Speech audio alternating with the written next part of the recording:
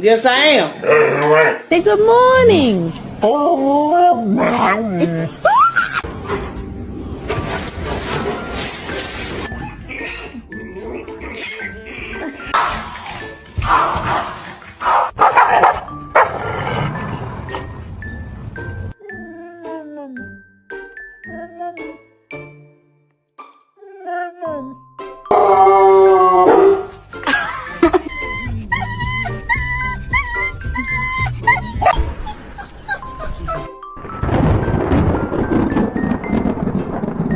Me. Mia, if you love me, hold.